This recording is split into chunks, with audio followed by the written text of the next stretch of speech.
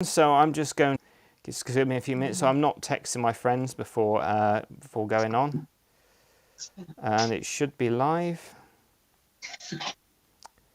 And okay, yeah, I think it seems to be working. Right, share.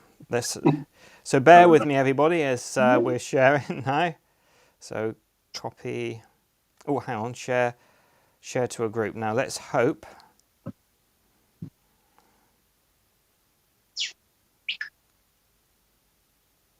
Right, share, posting. So hopefully that share should go through to the Paradox Club. Hopefully, I'm keeping my fingers crossed now, and thank you for bearing with us, everybody. Trying something new. Yeah, there you go. So we approve. That's it. Hello. Lovely to see you here. Right, we're on now. I think we're on live on Paradox Club, are we? Yeah. Yeah, brilliant. So having some wonderful highs, Diane.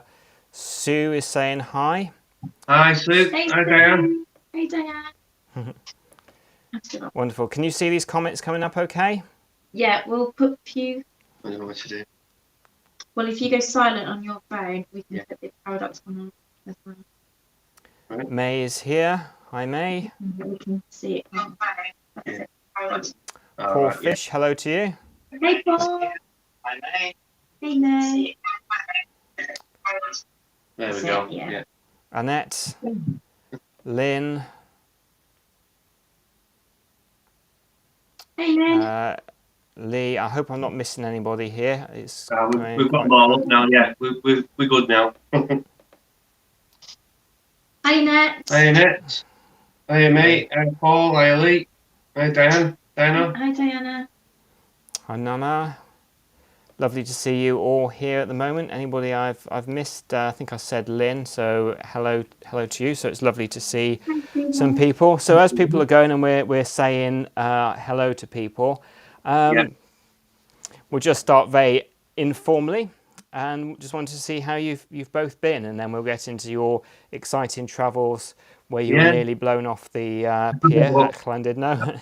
That was a windy one, that, Paul. Yeah, we've been good since Christmas, non-stop, haven't we? Yeah. We've like I say, we do like 6 lives a week, and sort of like on a Sunday, sort of like a day off, but we'll put like a psychic Sunday up where we see if people can use a psychic ability to see what we hide from them. So yeah, we're good, aren't we? We're really busy. Yeah. And we're looking at other things to do as well, you know, sort of like breaking into YouTube maybe. Yeah. And we've gone on TikTok as well. I think it's like a full-time media job, isn't it? Yeah. Doing it all. We'll soon need PAs, I think. Yeah. So. Absolutely. And what I've been liking, what I've seen you do recently is the hidden object. So people got to guess what you've got. So how many spot-ons have you had so far? Today. Yeah. Well, out of the 3, we've had people get all of them. Sometimes, like Lee's pretty good. Lynn's pretty good. May York is good. May Lynn, you've got some. Jane has. But we try to make it harder. Sometimes we make it easier. He has made it hard this week. Last week was hard because I just put my watch underneath and nobody got it.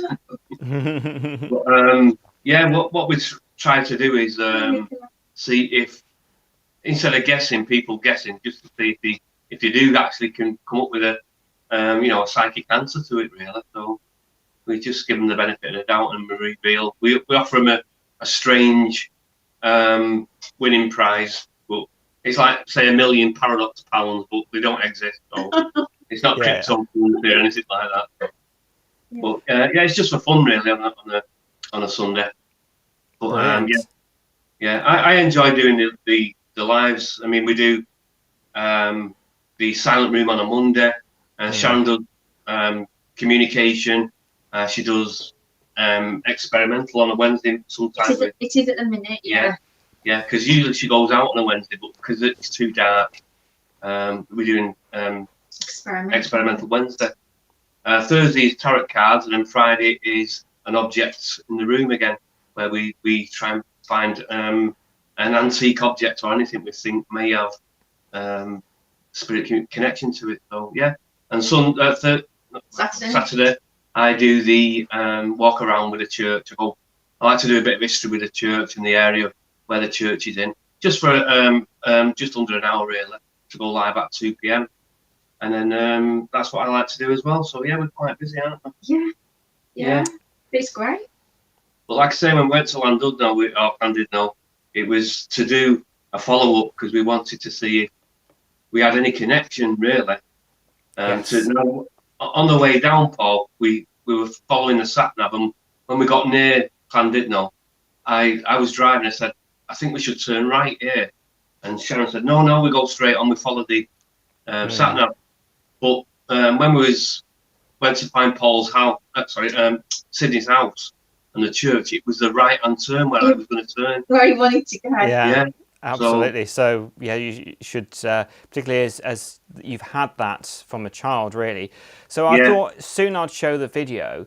But what was interesting is that the only thing you really knew is that you might have had a connection to Llandudno because you seem to know your way around as a child. So for those that maybe have missed this, because we spoke a little about it on the previous follow-up before you actually went to Llandudno, do you want to tell people about that? What it was like for you when you went there as a child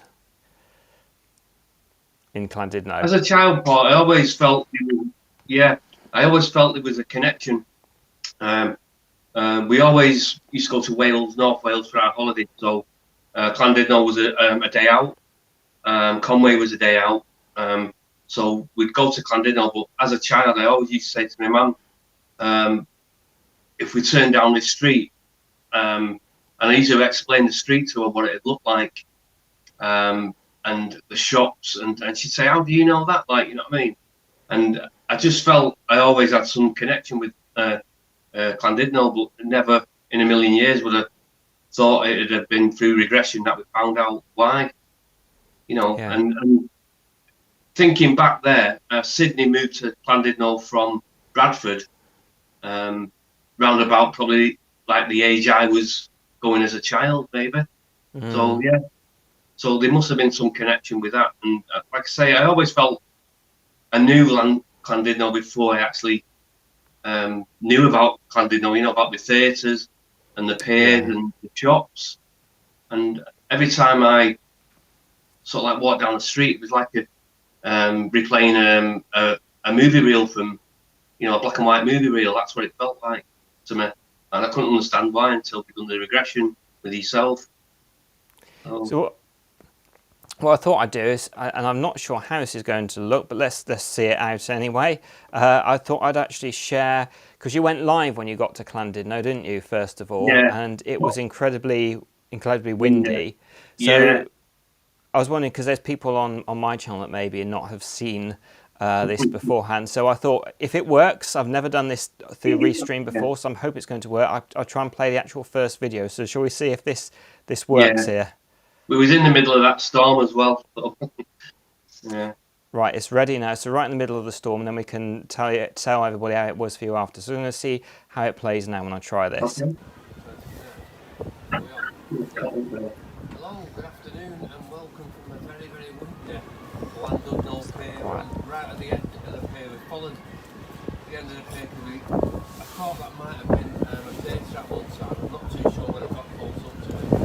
I was thinking Empire Theatre, so we're going to have to Google that, but we're not going to be staying on long on this live because it's so windy. We can't actually get a signal as well, and the wind's really taking over. So, I think you can't behind the scenes there, the roller there. Yeah. So, that's the old Llandudno, as you can see there.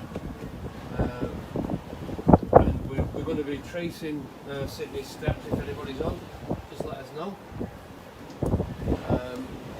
We're actually going to do this in stages. We're going to do bits and put bits on during the day because it's so windy. And we're not too sure whether the rain will hold off as well, but it is really cold and windy. So we'll just wait to see if we get a few on.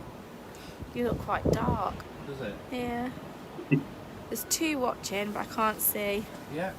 And welcome to Paradox Club, whoever you may be. yeah, we can't see. A very windy Llandudno. Oh, Lynn again. Hey Lynn, welcome to Paradox Club. I only saw that because her little thumb icon came up. Yeah. So we're in Llandudno, our Llandudno would get corrected by people who know the Welsh language. I think it's Llandudno, and it's very, very windy. And we'll probably just briefly come Hey down Michelle today. T. Hi Michelle, to tell you where we are. That we're going to trace Sharon getting battered behind the camera there. This is one of the most secluded spots where we are.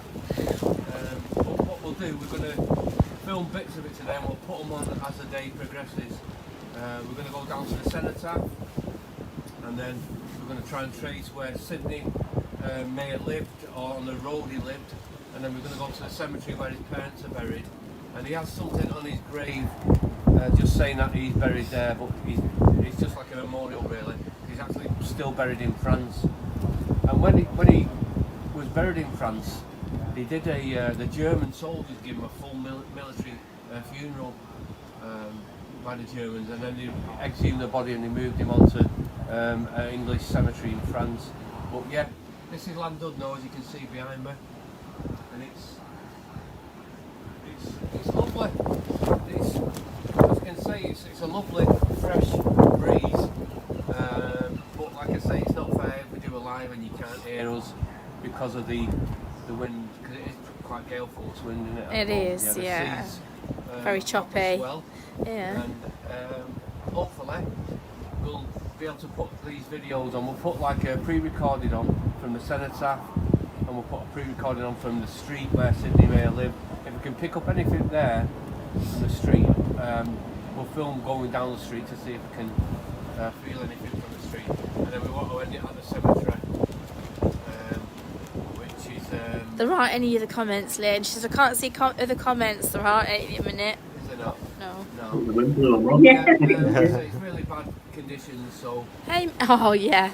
May's gone, "Brr, you look freezing." Yeah, It is. it's Now, the wind more than anything. yeah, it's far, yeah. No. We thought we'd start at the bottom of the pier because I was kind of like getting the inkling that this might have been a third trap one time. I can't really get my head that it's not. It's like an amusement arcade now, so I'm not too sure. But the thing in the back of my head is the Empire Theatre. I'm not too sure. That building does ring a bell down there. The angle of the building. You were drawn to that as soon as we pulled up in the car. You were like, "I need to go there." Yeah, maybe the Empire Theatre was stuck out there. Yeah. I'll ask somebody anyway. Who like the area really. But yeah, this is lovely. Can you imagine this in summer? Now, Yeah. in the past when I've been to Llandudno, the sea over there towards Rill and Town is like a browny colour. When you come here, it's brown today, but it's because of the sand underneath the sea. But it's usually a lovely green colour here, the sea. It changes colour, and then you go on to northern Wales, and then it goes Anglesey is beautiful to see around Anglesey. But yeah, it's only going to be brief this because of the weather conditions, but we will get some oasis. Yay. And we'll get some pre-recordings put on later. So we'll say bye for now, and just watch out for the pre-recordings. Thanks for watching. Bye. So there we have it. So were you? I've just seen a couple of comments. Ray Ronson, fantastic hypnotist who taught me hypnotherapy and taught me Paradox Regressions, along with Maria Wheatley. She also taught me slightly later on. Ray is absolutely a fantastic person, and it's his hometown, Llandudno, which you just popped up.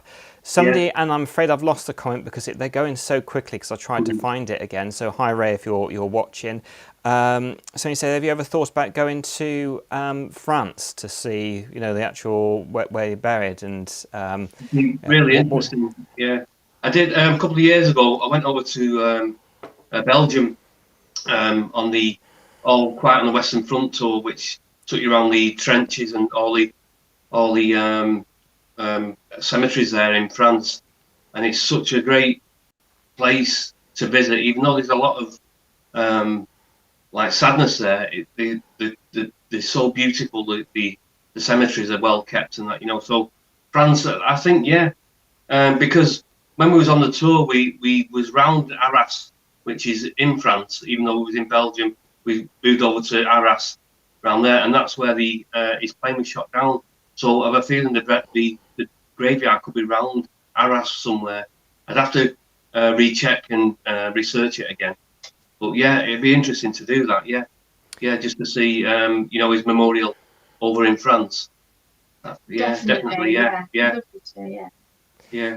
So I think you both did an incredible job on the pier. One, Sharon, to actually keep Steve in shot, and also as well, Steve, remind me of when there's a storm and they always seem to send the news reporters straight down right to where the most blurriest point was at all.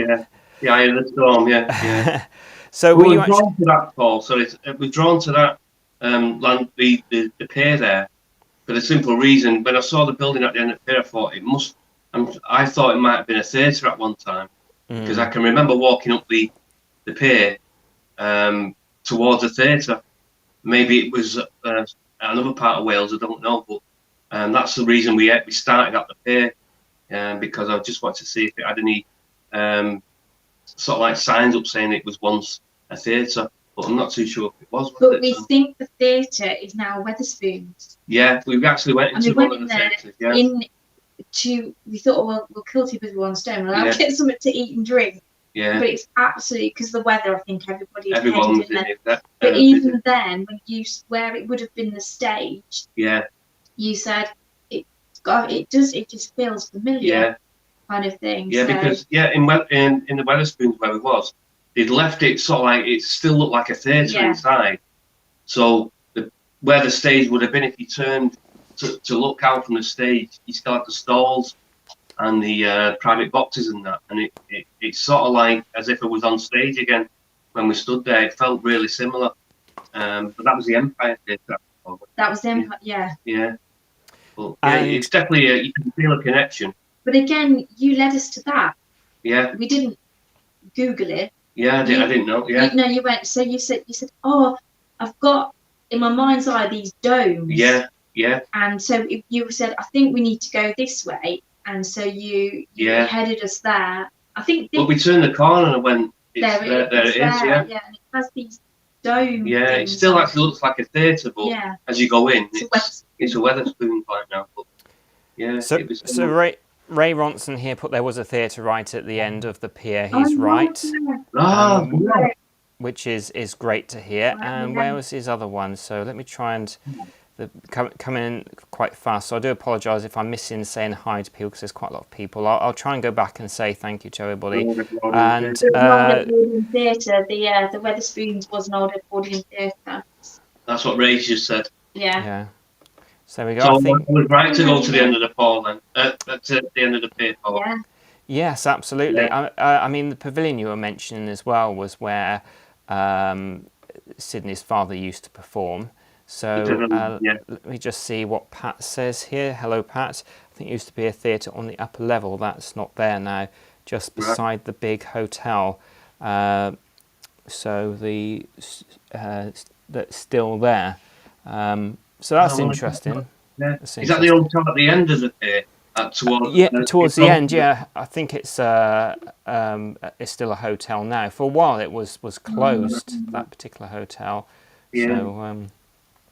So so really interesting. So when you were there on the live, were you planning on originally being longer? Because it's only going to be a short one because it's so. And I think you ended up doing pre-records in the end.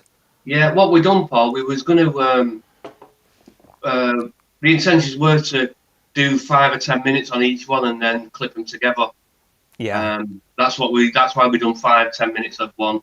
And so after that we headed down to the cenotaph, and then we headed to the Romania Crescent. Yeah. But if it hadn't been so windy, we'd just stayed on the live. So we'd stayed on and just watch Steve do his thing, really, see what he was drawn to, what he recognised, and if that was the intention was to clip them together at the end, but it was so windy. We didn't want people to think, oh, we can't hear anything, or so we thought we'd try it, and maybe when you clip them together, we could have edited bits of it to try and reduce the noise and that, but we thought we'd leave it as it was. When you were down in Llandudno, did you actually let anybody know why you were down there, or was it just, you know, you and the Paradox Club people? Everyone was holding on to things so they didn't get burned. Yeah. To be honest. There wasn't many people about, to be fair. No. It was that they were. A couple of tourists, like it was like because it's out of season and that. Yeah. So we did ask on the pier. Yeah. They were visiting as well, Yeah. weren't they? The only people on the pier we asked were from down south. They said we don't know, like, you know. But, no, we didn't notify any papers or anything like any radio programs or anything like that. What we did, we just wanted to go and film it and just feel what I could feel from what we filmed, really. So. Ray's just put here at the end of the pier was the Pierhead Theatre, and the theatre by the Grand Hotel was known as the Pier Pavilion, and that's what you mentioned, the pavilion. Yeah, I thought of the that's that big building which will be the hotel and the pavilion. That's what I was drawn to first when we pulled up. We parked on the seafront, and we didn't. As we got out of the car, I said, I want to go this way to that building. It's that building. And I pointed that building out.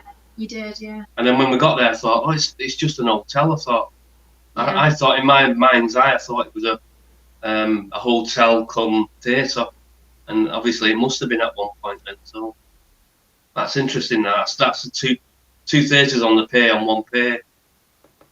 So. And that's a stone's throw from the cenotaph, isn't it? Yeah, it's just round the corner from the cenotaph, like, yeah. Excellent. So, where's the cenotaph now? I don't know if I got the cenotaph up here, which is a real shame, actually. But we'll go back to the cenotaph afterwards. I seem to have downloaded two of the same version. We'll come back to cenotaph, but I'm just going to go to the Sydney's house, I believe this is. Have I got this right? So let's have a quick look. Yeah, the cenotaph was where it was most windy. It was swirling around there, yeah. Let's see this one. Right, so again, following up on Sydney Sutcliffe's family, this is the area where he was born. Well, not born, this is the area he grew up.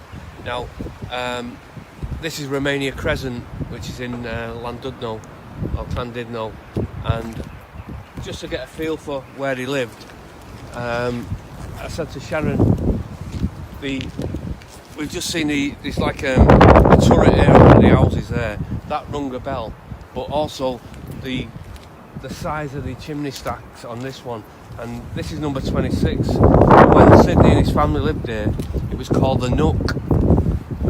It's not called that now, but number 26 is on this row here. So this is where Sydney would have.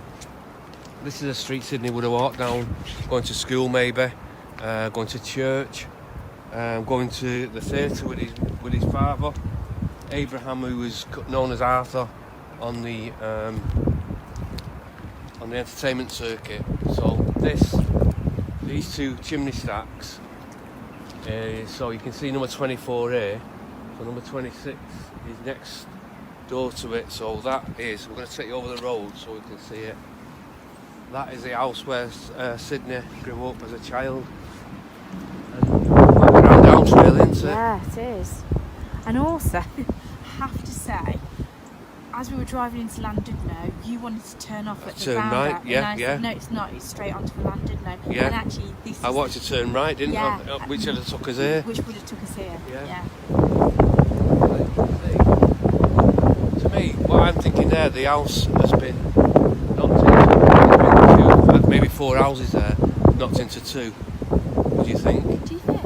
Or is it just one big one? It's just 2 seconds.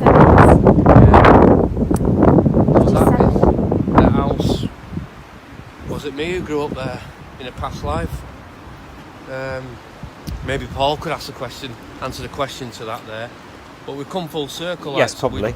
We're going to put these on as individual ones. And like I say, we went to the cenotaph.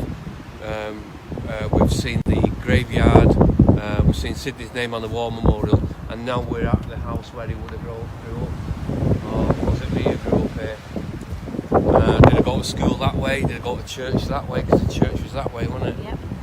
Not far, it's a stone's throw from here, really. As soon as we sort of like turn the corner, I recognise the... You told me which directions to go. Yeah, the chimney stacks. And the chimney stacks sort of like has done it for me. I thought it could have been on either side. I didn't think they were so high up, but maybe they. But I can remember railings and getting told off. Maybe the railings were this side. Yeah. And running up and down with it. Because if actually, there's the turret things. You know, you said you recognised turrets. Turrets, yeah. They would have been railings. That's new render. Yeah. In between. So I'd have probably been running up and down here with a stick. Oh, there's turrets at the end there, Steve. As well. Yeah. Is the turrets on your house as well? On the end? On the end, is it? That's it there. Well, that's 28, so 26 must have been in the It middle. is 26. Is it? What's that say? 25. The numbers are up the wall, really, aren't they? Yeah. The numbers don't correspond with the houses, but that there rings a bell, and it's a very grand house. And There's the turrets on the end of Romania Close, look. It wasn't round there. It's not that little house, is it? No, the one opposite. Well, this is another road here, so this is Romania Crescent. And it's strange that it ends at 25. Yeah. Do you know what I mean? Maybe 26 is round the corner here. Do you think?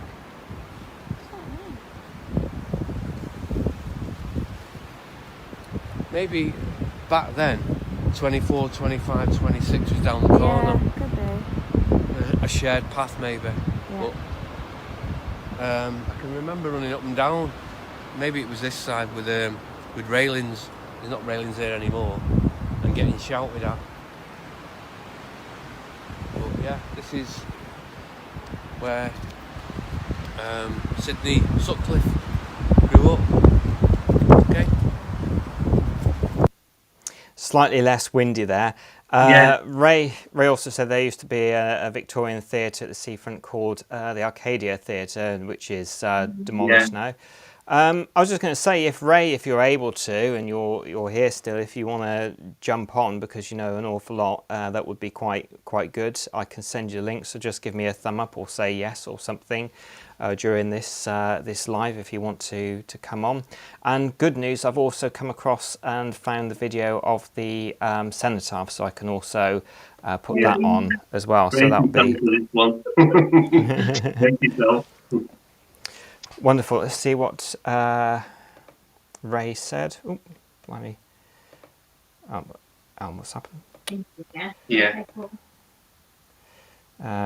Ray says here, okay, Paul, right, I'm going to send you through the link. So, did anything come to you from the regression of, you know, when you went to that seemed different? Because you mentioned the railings. I just wanted to see, because sometimes things can be sparked when you're there. Anything come to you whilst you were there? The chimney straight away, Paul. As we turned the corner onto Romania Crescent, the first thing I looked at was the chimney stacks, and they just rung a bell. I mean, we walked down the street to see if we could, like, because the numbers were a bit funny, weren't they? They were very strange. Yeah.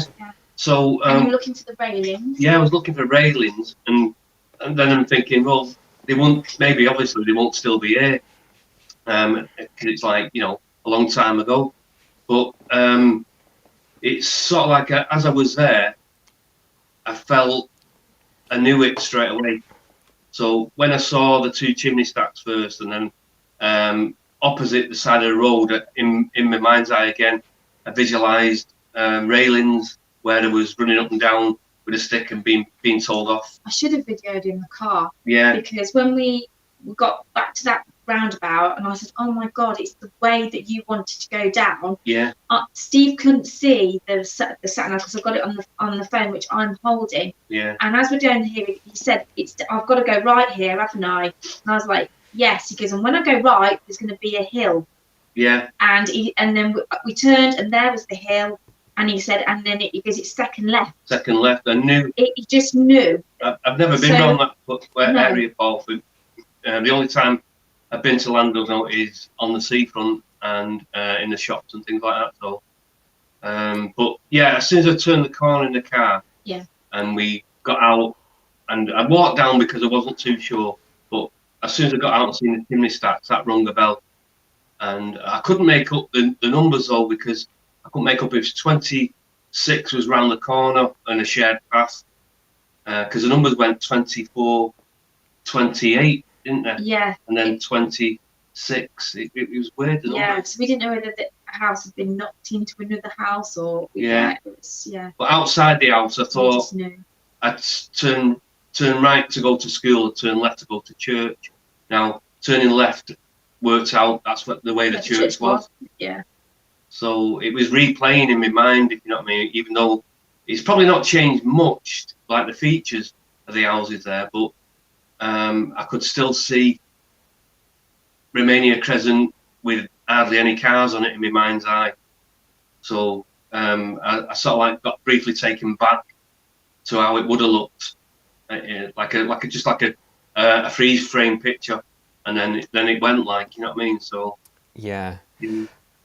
Ray, I've sent you through the link on Facebook Messenger. So if you wanted to join in, that would be amazing. Hopefully you've got it okay.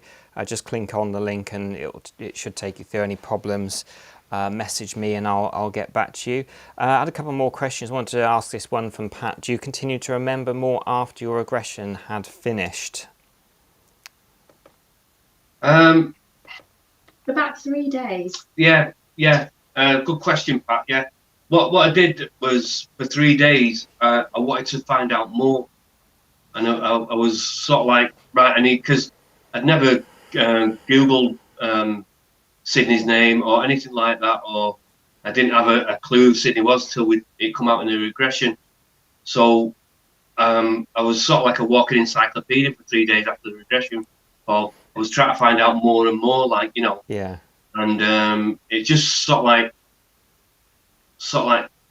kick-started me into, I want to go and try and retrace his steps next. So yeah. I think the first day after your regression, both of us you remember it, you go over it more in your head, and then I say it lasts for 3 days. Does it definitely last for 3 days? Yeah. The strength of it, kind of thing. The regression, Paul, when you was doing the regression, it was like, I keep saying, like a black and white reel movie.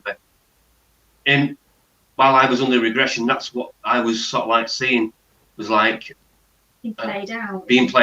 The street, the theatres, going to join up with the army, moving abroad with the, you know what I mean. So it was like reliving his steps, if you know what I mean. But like I say, I had no idea who this guy was until we'd done the regression, like, you know. So, absolutely. Yeah. And Ray says, I'll be back in Llandudno towards the end of next month. Is there anything I could check out? That's very kind of you, Ray. So is there anything you wanted to, that you didn't actually get time to do, that you would like Ray to just check out whilst he's there? Yeah, I'd like to find out more about the theatre.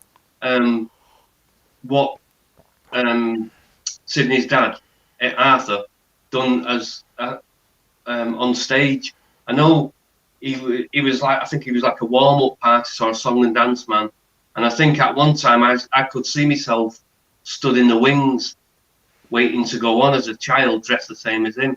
Now, do you ever remember, I know it's Britain's Got Talent, and you had Stavros Flatley, and you had the father and the son doing the same thing, like the same act, dressed the same, doing the same act.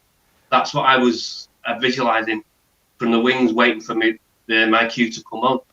And I was like looking at the crowd, you know, and all that. So I'd like to find out which theatres he actually performed at, and whereabouts they were. That'd be ideal. So I could go maybe back again and just to have a look where they once stood, the theatres. So I'd like, that'd be good, Ray. Thanks very much. Brilliant, thanks, Ray. Helen says, did you have any, because you said it for 3 days afterwards, but have you had any vivid dreams of your past life since the regression? I wouldn't say. Straight after regression, I had a really good sleep that night. I was sort of like out like a light switch, and I didn't have any dreams about what we'd done. So no, I slept soundly. Really, I always do anyway. 'Cause I do meditation, sleeping sometimes, you know, before I go to sleep. So I've always slept well, and never had any dreams about my past life, if you know what I mean. Because once it had sparked into me subconscious, like I've been regressed from Sydney, but I've never had a dream about Sydney or reenacting the life of Sydney. It's strange, yeah, but yeah, I've never had anything really like that happen.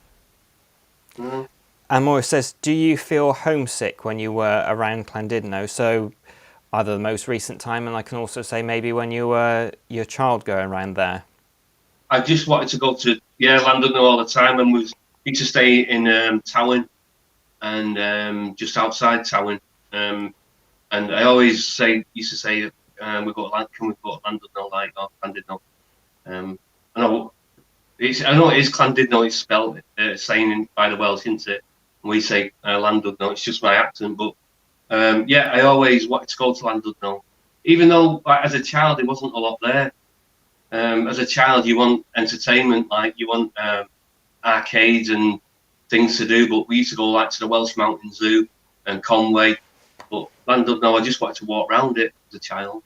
And North Wales has got a pull for you, isn't it? Yeah, North Wales definitely. As a general. Yeah, I love. Yeah, I love North Wales. We love Conway, don't we? Yeah. Yeah, but yeah, I've always had a pull, like Sharon just said, to North Wales, especially like Llandudno. Well, we found, fortunately, the cenotaph, so if we put that on there, because we kind of did it a bit out of order, which I apologise for, but we can see the cenotaph section now. Subtitles are available. Paradox Club, and we're in Llandudno, or Llandudno, part of the earth. Now this is where we've done the past life regression with Paul Goddard, and it's led us to Llandudno to try and trace the steps of Sydney Sutcliffe, who come out in mine as a previous life. Now we've started at the cenotaph, which is right on the main front, and it's really windy, but we have found Sydney's memorial, which is just on the cenotaph there, which I can show you.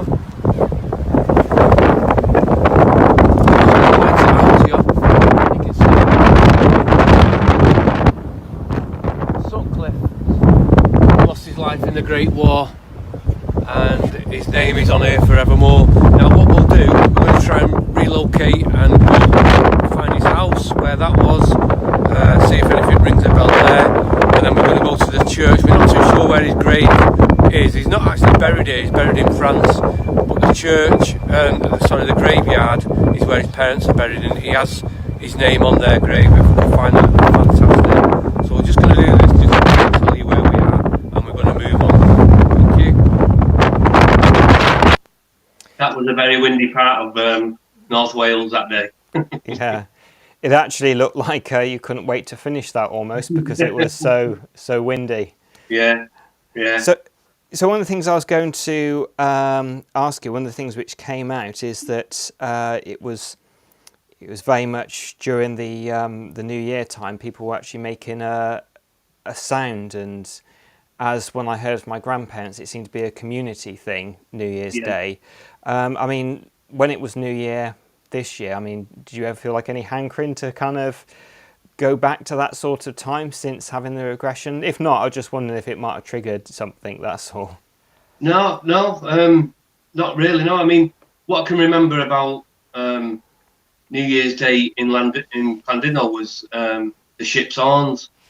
Now, that happened when I was a kid where I grew up, because we didn't live far from the docks where I come from, and that happened when I was a kid then. So I don't know if that triggered the same reaction in Llandudno, but I can remember standing on the street on Romania Crescent and listening to all the ships' foghorns at 12 o'clock. But yeah, I don't know if it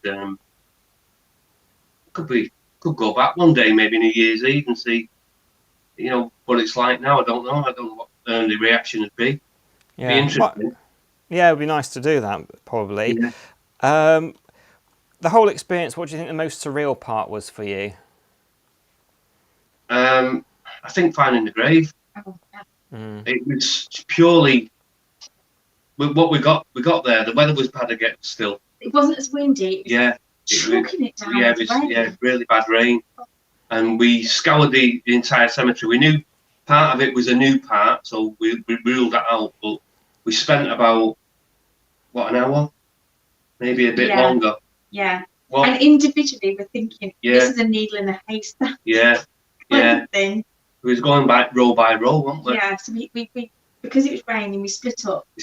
Yeah. We divided the graveyard, and all the time I'm sort of saying like, come on, Sydney's. What we need to find Sydney's parents. And I was saying, where are you? Like, so we didn't say that till we got back to the car that we knew we were doing that. Yeah. And then the surreal bit is how you found it, really. Because what we've done a loop of the graveyard, Paul. So heading back to the graveyard where there was a gate, and I was getting to the end of it, and I thought we're never going to find it. It could be anywhere. It might not even have a stone. It could have been a stone what had fell down or something like that. Now, as I got just near the gate, it was a pheasant. The strangest thing is this pheasant was sat in the grass, and it jumped up and flew and startled me.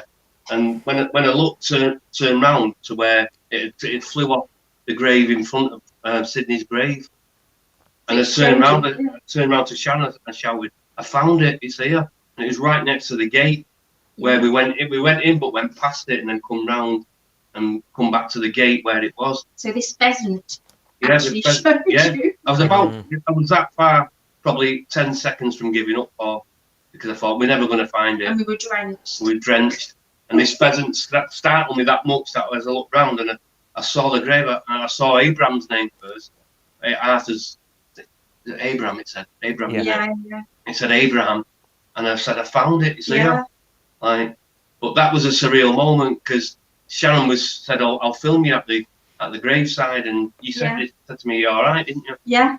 And it was sort of like, I didn't feel emotional. I don't know. I can't explain how I felt really. It was like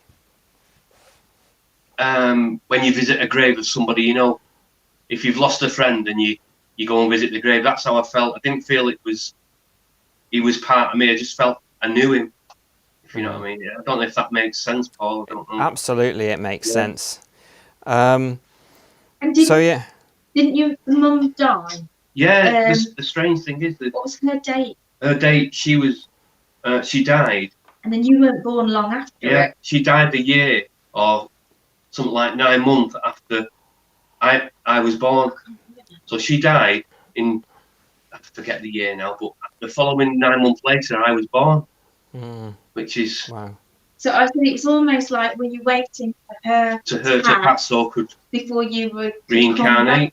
Yeah. Blimey. Yeah. So I felt that really strange because we didn't notice that, did we, till the very end? She's born in 1960 or something like that. I can't remember. Yeah. I can't remember. And I said I was born 9 months after that, so yeah. Well, it seemed I felt that really strange. That I thought, is that the transgression period from Sydney's life to my life starting? So I don't know if that makes sense, Paul. I think it seemed like you were quite close to your family and your parents in the regression. That seemed to most certainly come through. What's this question? Let's see what this one says. Can you tell if you have had? How can you tell if you had a past life? Well, probably the best way of doing it is getting a regression. Yeah, that's probably the best way to do it. So you've both had a regression through myself. You sort of said a little bit how it was like sort of going through the footsteps and seeing almost like a movie play in front of you. What was it like for you, Sharon, when you had yours? Because you had yours first, didn't you? The regressions. Yeah. It'd been better going to retrace Sharon's steps. Hers was in America, mine was in Llandudno. Yeah, that'd be good. Yeah, it was like Steve said, it's just like it plays out. You're just watching it from afar, kind of thing, and then all these emotions come with it from deep within you, kind of thing. And in Sharon's regression, she didn't have children, but you was close to your niece, weren't you? Yeah. Yeah. And that was emotional, wasn't it? Yeah. Yeah. But you didn't either. No. Because you killed people. I know. It's quite strange that we're both very, family with the children now, and we didn't really have them before. Yeah. So That's a good point. That I mean, like, families, like to Sharon, family to me is everything. Like, you know what I mean? Like, I work with children. Yeah, and Sharon works with children, and Sharon's past life regression and my past life regression, we didn't get to have children. So that's maybe what makes us family orientated now. Could that be? Oh, do you agree with that? I would agree with that, definitely.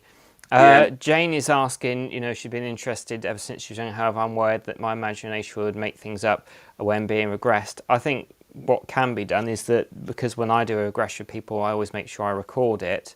So what is said can all be checked out later, like with Steve. And so that's one good. And I always say to people when they have a regression, is not to worry about what they say, just say what comes to them, and the research can be done afterwards. So that's what I would say. Yeah, I agree. Another thing, Paul, when you started Sharon's regression, you started with in a park. No, it wasn't. He took me to a corridor. A corridor, sorry. That's right. Yes. When you were going to do mine, I thought you're going to do the same with me, but you dropped me out the sky. Yeah. And Sydney lost his life in a plane being shot down. Dropped out. Yeah. Well, it's usually I do the corridor method, and I thought so many people have seen me do the corridor method. There's various other ones, like I've done them with Mists of Time before now. And I just suddenly got, just before doing it, because I was actually going to take you to the corridor, and I just had this thing in my mind, drop him from the sky and do it that way. So I just did it. So literally, it's probably half a second, and I just decided just to do it that way. Right. What does it mean when you dream that someone in your family is going to get bad news? I can't sleep because of it. Oh, I'm sorry to hear that. And so I hope you didn't mind getting that one up. I just saw one coming across, so I hope you didn't mind that. That would be more of somebody for dream analysis. My wonderful friend Lynn used to do dreams. She was actually known as Dream Witch at one point. But the thing is that I've had some terrible dreams of things going to happen to the family members, and for me they've never actually come off, so I think it's more of, for me, worry, but I would speak to a dream analysis about it, or somebody in the group of the Paradox Club, because what I do like about the Paradox Club is that it's a community, and that it gave a lot of people a lot of comfort during the lockdown when they couldn't get out, particularly if they lived by themselves. So we'll go back into a bit more about the regression afterwards, but I think as I started talking about that, would be a nice link to kind of go a little bit more about the community that you've built out, as well as what you do, because you mentioned like what you do on certain nights, but a bit about the community, because I think that's so important for people too. Yeah. Well, what we do, Paul, we call it Paradox Family, and if it's somebody's birthday, one of the members will put their birthday up, and everyone wishes them happy birthday. But we have a lot of members on what aren't well and can't get out, and have been through some hard times the last 18 months. And what we do is we can feel their emotions, really, can't we? Yeah. So we'll put out everyone, like, to send them hearts and prayers and things like that, just to make them feel better. I think Ray summed it up last night, didn't he? Yeah. Because he said that what we do is serious, but we don't take ourselves too seriously, and everyone can have, I mean, I might say something, or Steve might say something, and it can be taken as an innuendo. And I mean, I've done tarot, and I thought, what on earth has gone on in the chat? And people are saying that they're crying, that and we'll get messages afterwards and said, I really needed cheering up tonight. Yeah. That was really just having just a laugh. Yeah. Because again, what we deal with, they're not performing monkeys. They can't. Yeah. We can't make spirits appear. We'd love to. When we do a live, sometimes if nothing happens, I don't mind that one bit, Paul, because it just shows you that, like Sharon said, you can't demand them to turn up. You know what I mean? They'll come through when they want to come through. But like I say, we do follow-ups as well, because if somebody's not well and when the live's finished, we'll follow up, we'll send them a message and we'll ask how they are and that. Like, I mean, so we are a community, and like I say, there's a lot of people watch you alone as well, and they come and they'll say, I've had the best laugh of me live tonight. You know, so one of them keeps getting sent to the kitchen. Too cool. Her husband sends her to the kitchen because she's laughing out loud, like, you know. So it's like I say, we tend to.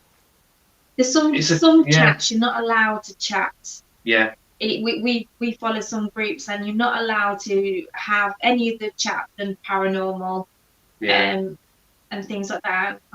We open the door to chat. You don't have to chat about the paranormal. If you want to come on and chat about something else, we'll ask people when Sharon does an experiment, what experiment would you like to try? So we throw it out into the Paradox Club, who will give us ideas to do an experiment. Yeah, so. We do with Wendy as a historian in the chat. Yeah. So we could go onto a location and not know anything about it. And so we're all investigating. So it's whatever names they put, whatever they feel. And then Wendy's in the chat going, yeah, keep pushing that. You've got that. So that's quite good. That's good, isn't it? Yeah.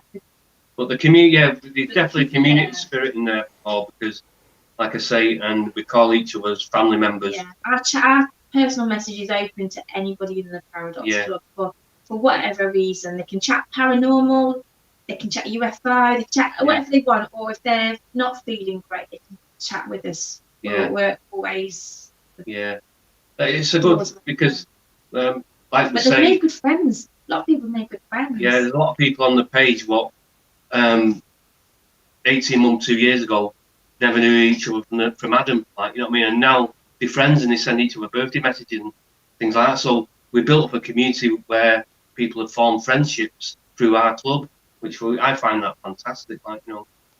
Yeah. It is really good.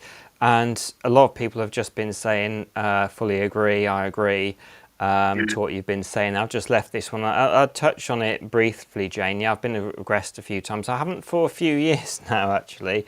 But yes, I was 1960s Russia as like a radio operator. It felt very military. So that would be interesting to explore that. Carpenter in the Lake District. And I went back to a hunter-gatherer time at one point. My name was Ranuk. So that's my regressions. So does anybody have any questions for both Sharon and Steve? I've got quite a few things popping up there about the dreams. Lots of love to you. Yeah, well, it was in the early sort of days of doing it. Now, Ray Ronson was doing the regressions, and I didn't volunteer when Ray was doing it, and it's one of the things that I've regretted ever since, not actually taking up when I was doing his training. But for me, they felt real. The first one, funny enough, when I was a hunter-gatherer, it was slightly blurred for me. Yeah. So I'm wondering if, like, my eyesight wasn't brilliant and I would have needed glasses.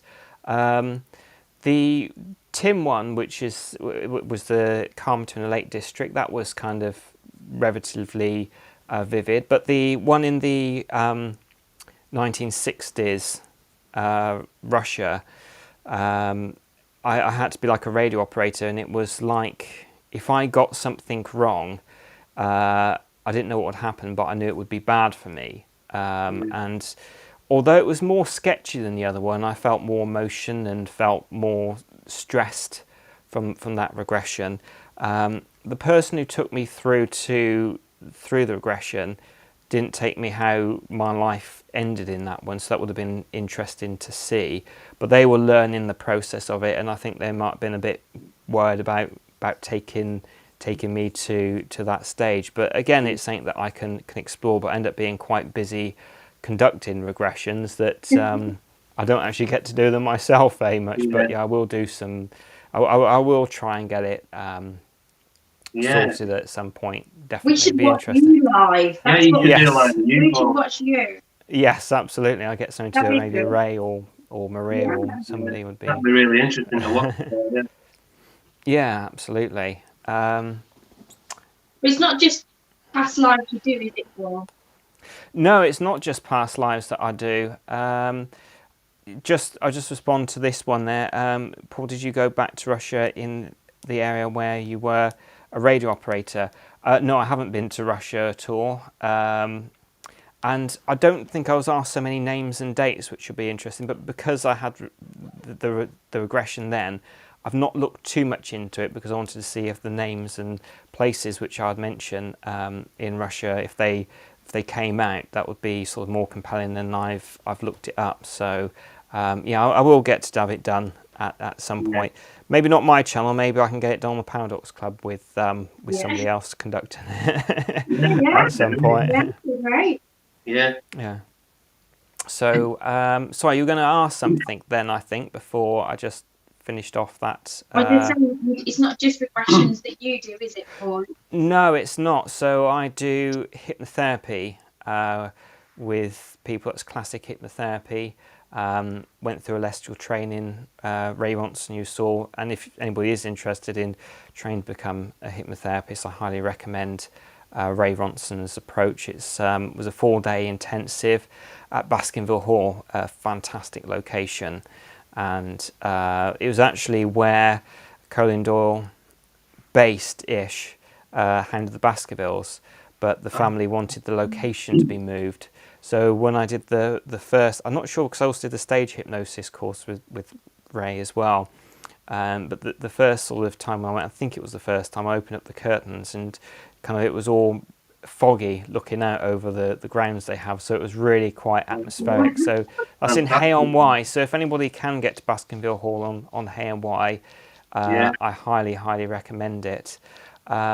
So I do that. I also do NLP, neuro-linguistic programming, and I was taught by Kim Phillips. So that's kind of known as eyes open hypnosis, and it's using your mind, the way you think about things, to program yourself, because it thinks of the human body as rather like a computer program. So the neuro part of neuro-linguistic programming is your mind, and not just your mind but your whole neurological system, because there's cells actually in your gut which are very similar to brain cells. So people also say they have a gut feeling about something. So it's your neurological system. Language, linguistic language, the language we use to ourselves and others. And the programming bit is one, we can program ourselves, but also as well we run programs. For example, you get some people that are sort of sameness and difference.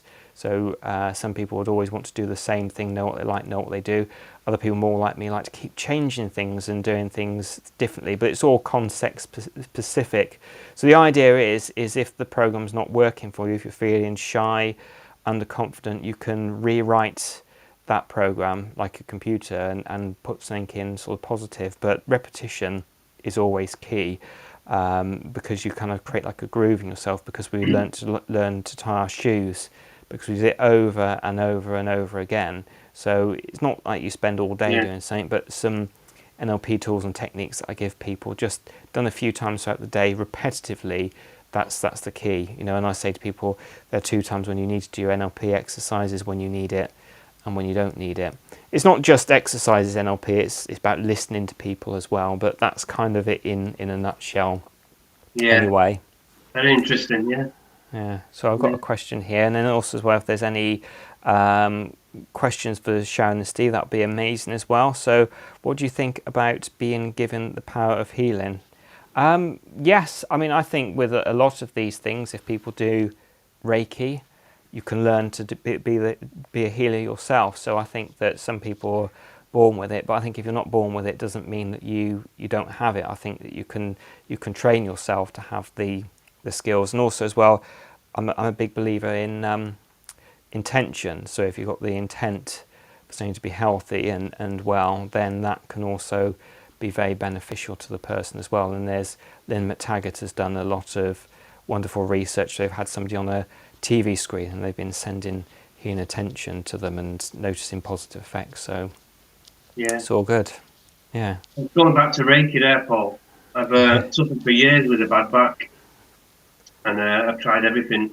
I've tried sports therapy, chiropractor, what's the one? The physiotherapist, everything. I've tried everything, and it's always gone back to how it was. And Sharon has been doing Reiki on my back for just over a year? Yeah. Just over a year now, and it's fine. And that's just we're doing Reiki really, and massage. You know what I mean? So it just goes to show how much faith is in like Sharon's healing hand has stopped all my pain in my back. That's absolutely amazing. Yeah, fantastic. And what's changed as well, when I first did it was so hot, wasn't it? Yeah. Like, and even Steve was like, that's hot, and it can feel like prickles and things like that. Yeah. Now I can feel his back and you don't feel. Yeah. It felt like acupuncture at first. It felt like little tiny needles when she was over the bad areas, and we could feel the heat and everything. Yeah. And you could feel it in your hand, couldn't you? Yeah. And then I came across, because I'm a kind of believer as well that things crossing your path for a reason, kind of thing.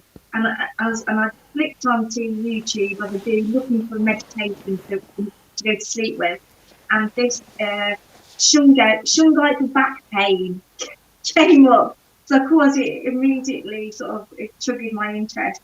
And then this guy, he's a Reiki and crystal healer and things like that. He was on about shungite, and so I got some shungite, and I've never done crystal healing, but the people that have said if you've done Reiki, then just channel the same sort of thing, and that kind of finished it off, didn't it, really? Yeah. You were still having little twinges, and the shungite sort of finished it off. So yeah. We've got a lovely comment there which says you couldn't wish for nicer people.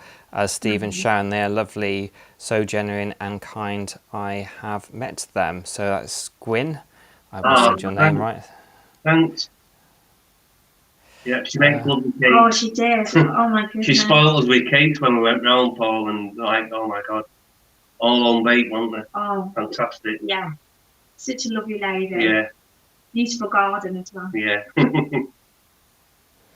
Lovely. And I've had, and I'm really apologise if I missed some of your questions, quite a lot coming up, but that's wonderful to see. I'll try and go back and answer as many as I can from this. Are you drawn to war memorabilia? Not really. For yourself, are you drawn to any memorabilia, Steve? War, yeah. I don't buy memorabilia, but I'm drawn war graves and Celtic crosses. When I do walkabouts, I'm obsessed with Celtic crosses. But you've always drawn to war graves. No matter what graveyard I do a walk round on a Saturday, I always go and give a nod to the war graves what are there, and I find out first how many war graves are in there, so I know there's going to be some in there. So yeah, I suppose I am drawn to them. Yeah. I do like anything to do with both wars because First World War. You could say I am drawn to the First World War and the Second World War too. So yeah, I am. Yeah, definitely. But I don't collect memorabilia. I take it this is a friend of Ray's. I hope it is anyway. I wonder if Ray's jokes were as bad in his past life. Well, I've seen. That's Ray Bowles. What comes on? Oh, is it? Oh, right. Okay. Because I was just going to say I've seen Ray's stage hypnosis show, and I found his jokes very funny actually. So it's a nod to one of our members who tells jokes what are absolutely awful. Right. Okay. But you got to laugh out of sympathy. Yeah. Any way you could repeat here? They just, Christmas cracker jokes. Yes. Well, they're 10 times as worse as them. So if you laugh at a Christmas cracker joke, you laugh at Ray's jokes. So like you've got your glasses on, so you say, Steve, don't make a spectacle of yourself. Yeah. Yeah. Oh, yeah. Yeah. It just makes you laugh throughout the live, like I mean. Yeah, absolutely. Everyone's like, when he's not on, everyone's like, where's Ray? Missing his bad jump. It's like, you know. Amazing.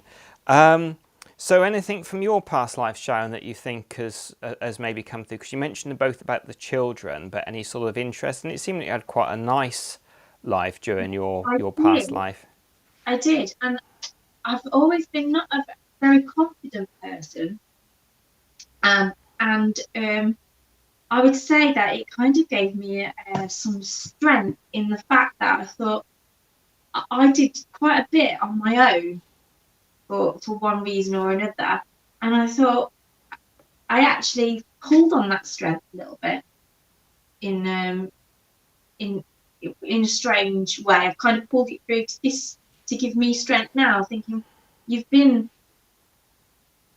an independent person, kind of thing, and I kind of used it, pulled it through. Yeah, pulled it through to this life really. On days where you think I can't do this anymore, you're just like, it's because my job's quite stressful and things like that. So you just think, well, no, I can do. You know, you're fine.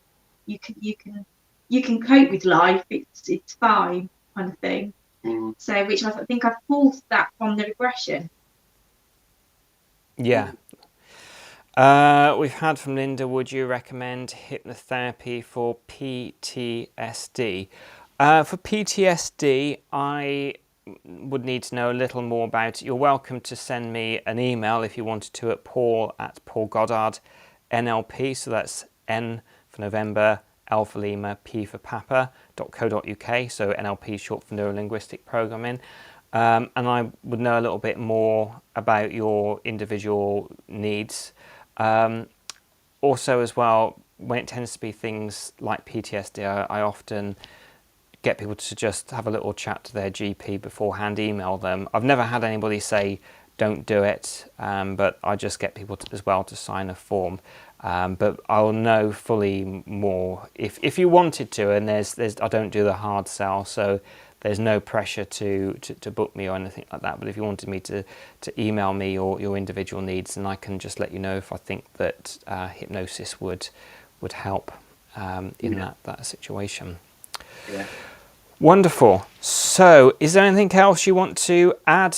Because we've been going for about an hour and 7 minutes now. Is there anything that you wanted to add to the experience that you had, your trip to Llandudno, or if there's anything, because Ray's going to check some things out, which is wonderful of him.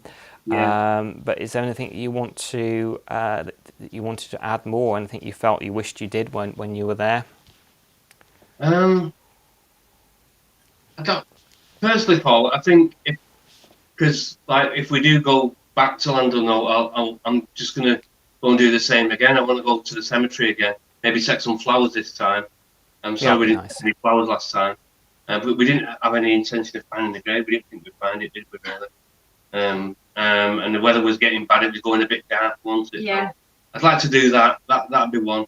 I'd like to go back on Remembrance Sunday as well and put, like, you know, a poppy down or something like that, just to witness the cenotaph on Remembrance Sunday. So I'd love to do that. Yeah, that'd be interesting to do as well. But I'd really like to find out more about Sydney's family, his father and his mum. Yeah, but I'd like to find out what he did on stage. You know, that'd be interesting to find out what act they did on stage. So maybe Ray could help us with that in any way. That'd be fantastic if we could research that for us. That would be really good. That really looking. Do you know what I did find out, Paul? I did find out after Sydney's death, his dad, Arthur, used to do a memorial for him every year on his birthday. Oh. So he'd do a charity in the theatres. So they do like a charity event every birthday or the passing of his death. And his father done that for a good few years. So maybe he could find out a bit more about that. how long that went on for, you know, and where did the charity money go? Who did he give the charity to? Like, well, that'd be interesting, yeah. But I know he carried that on in his name, like, you know. Pat mentioned, but it's very difficult because the seeing it all scroll. But she happened to mention, you know, because you said about very similar to Britain's Got Talent. But do you remember anything particularly that Sydney's father was wearing during the regression when he was on the stage? Yeah, when, I had Abraham was on there. Yeah, I had a vision of like an ill-fitting suit, you know, a bit like a Norman Wisdom type, with an ill-fitting suit, and I think it was like a bowler hat. And I don't know if he was a comedy to warm up the audience, or his act was comedy, and it was singing as well. Seems to I recall singing, but I also recall Sydney doing it as a child, but dressed the same. So I don't know if they were sort of like, you know, a comedy duo, or he just helped out on the matinees or something like that. I don't know, but that's another thing. If anyone knows any information about the act, I'd really appreciate that. Yeah. That would be really good. Yeah. Give a couple of announcements. Just before we go, I'd like to, for the people from my channel, so that they can know about you. But if you are subscribed to YouTube, if you go to Past Life Regressions with Paul Goddard and click the subscribe button and the little bell notification, you'll be getting every single notification of videos I upload to my YouTube if they're specifically for YouTube. And by doing that, you'll be really helping me out. So please do that. For anybody that's on my YouTube or on my Facebook and really fascinated, because I highly recommend and I join in as and when I can to the Paradox Club. Your details to get in contact with you again. If you'd like to just say about the Paradox Club. If you fancy just watching the Paradox Club, we don't mind if you don't come on and don't comment. Some people don't comment; they just like to watch. We don't mind that. Once you come on, you'll find the community and the family feel to it as well. So we just go under the Paradox Club, and if you we're on TikTok now, yeah.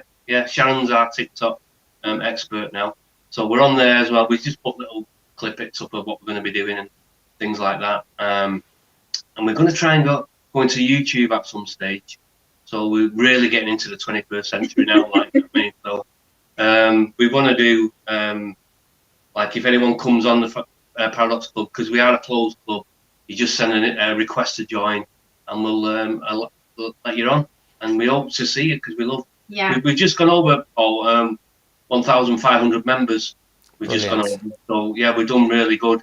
And I think before Christmas, was it 1,200? I can't remember what it was.